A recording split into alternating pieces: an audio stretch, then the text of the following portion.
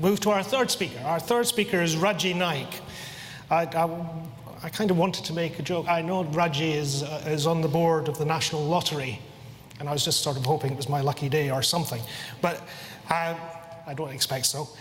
He's also on the National Council for Careers, so links into that, but his main role is Director of Government Relations at the Open University, and he'll be talking about some of the things that the Open University is doing with learning. Rajay.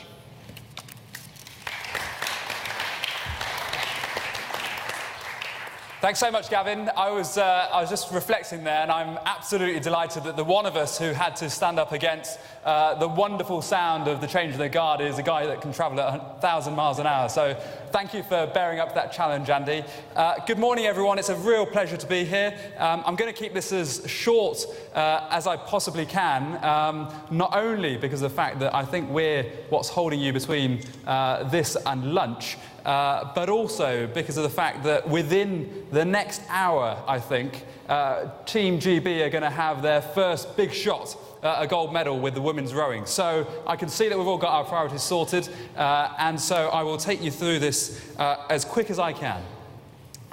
We're absolutely delighted to be associated with this event. As you know, the OU is the largest academic institution in the country, and I just want to take you this morning on a bit of a journey that spans 42 years since we were created by the Prime Minister, Harold Wilson, in 1969, and a journey that takes us from these old concepts to the new concepts that we're playing with today. Our people, we've got 264,000 students right around the world today. They are wonderful people, dynamic people, inspiring people. If you look at the bundle of case materials and study materials that they get and then wade through to be successful in their studies. We've got wonderful places around the world. We're now a truly global university. Over 500,000 people right around the world right now engaging with Open University study through our franchise model, through our validation, and through our direct student delivery. Methods is something which I will major on during the course of this presentation, so I'll come back to in a moment. And finally, our ideas. We are consistently now in the top 50 universities in terms of research rankings. 50% of our research is world-leading or internationally excellent. And the real point I want to get across there is that when we talk about technology in education, when we talk about distance learning, when we talk about being flexible in our approaches and in our models, we can combine technology, research, and learning. That excellence does not have to be compromised, but it can be part and part of the same experience. So, where are we today in terms of technology and the main issue that we're seeking to deal with here? Well, there's two big lessons that I want to leave you with today. The first is that this isn't a new concept, and this shouldn't be a scary concept. This is part of our lives, it's part of our everyday, it is part of everything that we do, whether it's checking our Outlook or feeding our Twitter or going on Facebook. Today, the world has changed. The day that posting a message on Facebook became almost as successful and even more successful than posting a letter. The day that Twitter brought about a revolution in the Arab world, and the day that Google became a verb, was the day that we changed the way that we look at technology in our lives. That shouldn't be something that we're scared of, but something that we can embrace for good and positive reasons.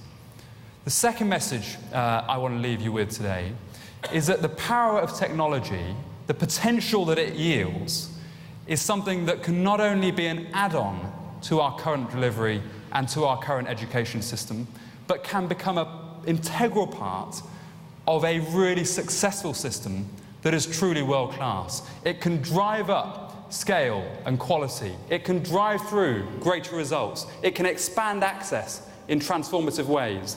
And it can reach new audiences in ways that we've never contemplated before. And we are absolutely determined at the OU to ensure that more people than ever before can transform their lives through the power of education.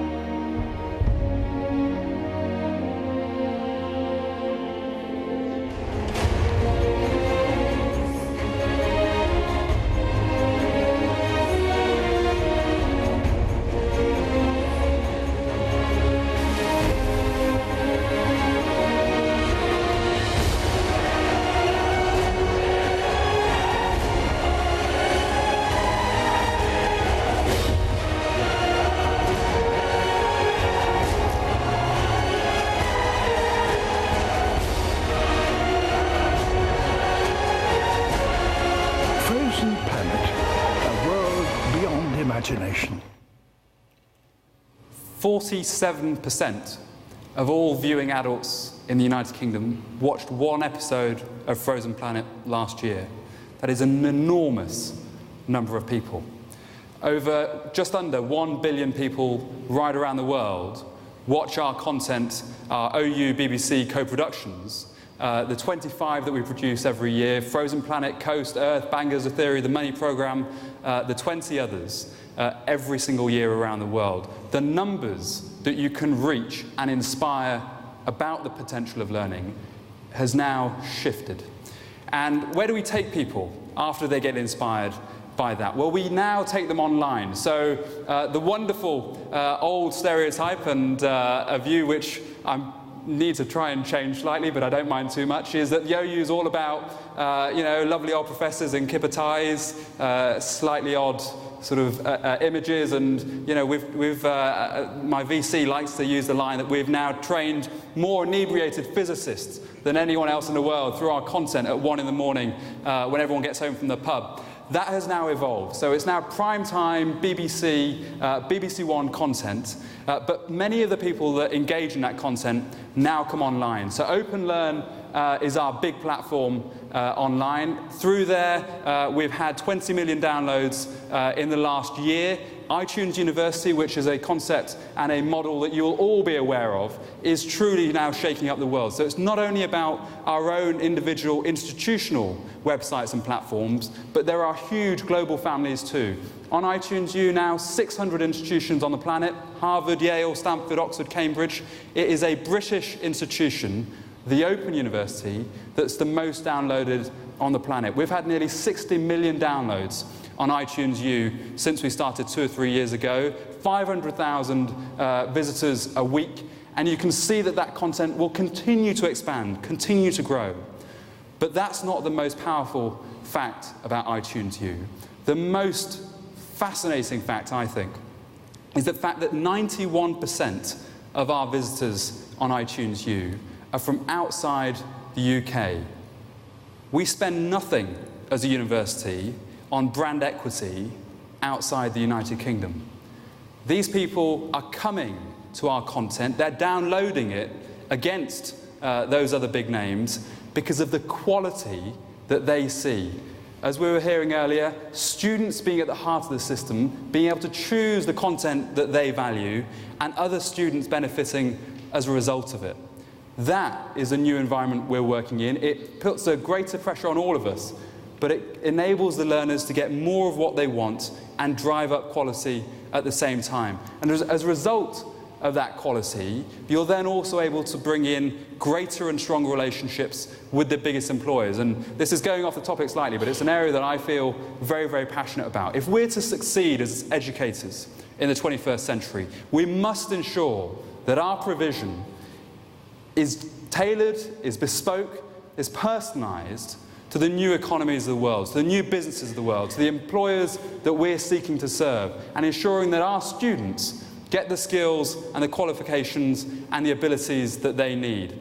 4 in 5 of the FTSE 100 now sponsor staff on OU courses. 79% of our students are in work, and the reason that they value that experience isn't just about the flexibility that it offers them, the fact that you can study at a time and a pace and in a way that suits you, but the fact that it is tailored to your individual circumstances. And those who say that this is a lower quality experience or that it's somehow secondary to a conventional face-to-face experience, I would simply say that 93% of our students are satisfied with their experience. We're consistently in the top 3 in the National Student Survey, and there was a lovely line, which I promise I didn't write, but in the Higher Education White Paper last year, there was a line that said that there are 3 universities that retain a very personalised tutorial model for higher education: Oxford, Cambridge, and the Open University.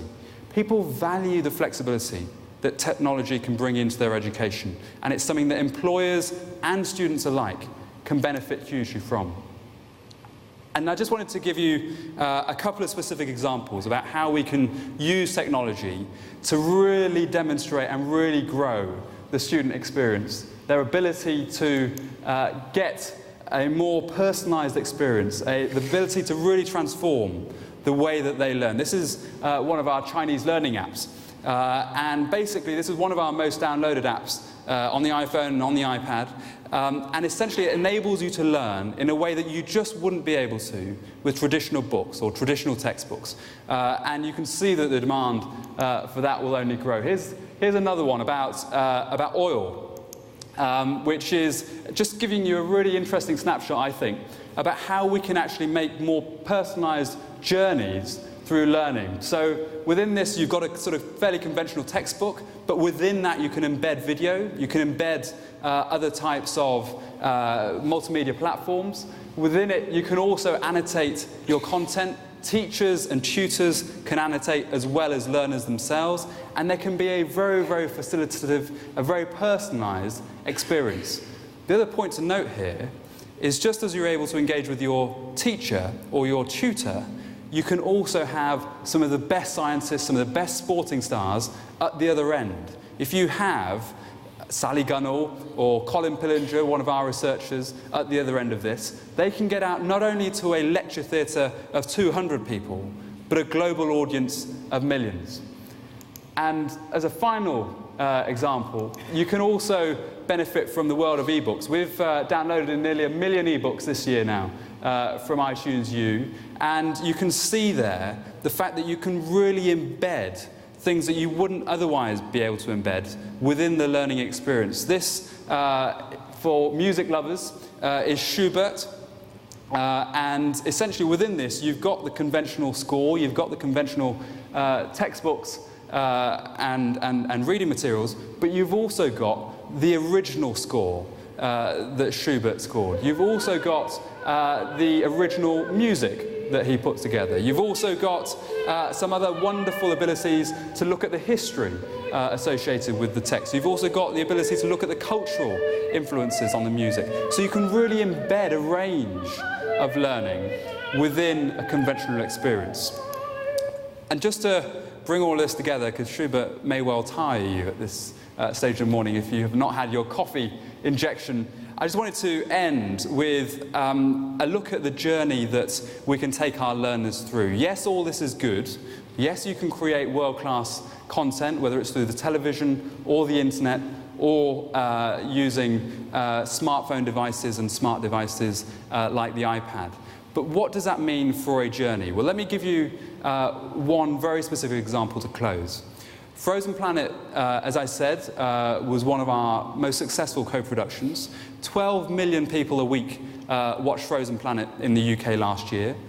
Of those, we know that 500,000 then logged on to OpenLearn. They came on as a result of the call to action to look at further study. A huge number of people being inspired by the potential of learning. We then created a poster, the Antarctic on one side, the Arctic on another. We had to stop shipping at 280,000 posters because we had a concern for the Amazon. We then created an ebook with phenomenal downloads on there. We created an interactive on iTunes. We created a module. And most fascinating, I think, is the fact that we created a 15-point course, a 15-point proper academic course on Frozen Planet.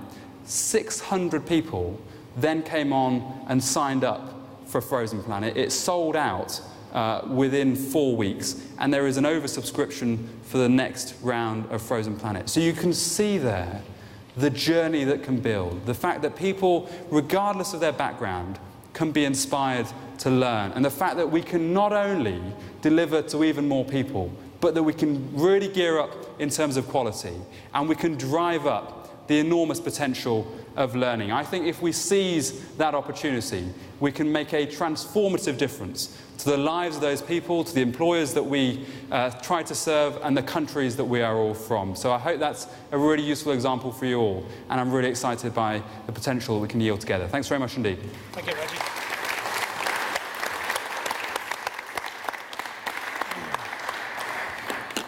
Thank you, Rajay. And I think that insight into the way that we can stitch different media together, and I think really importantly, the narratives that come out of a lot of video-based, film-based media and then pull that story together with other forms of learning is well, that example of the frozen planet is a wonderful example.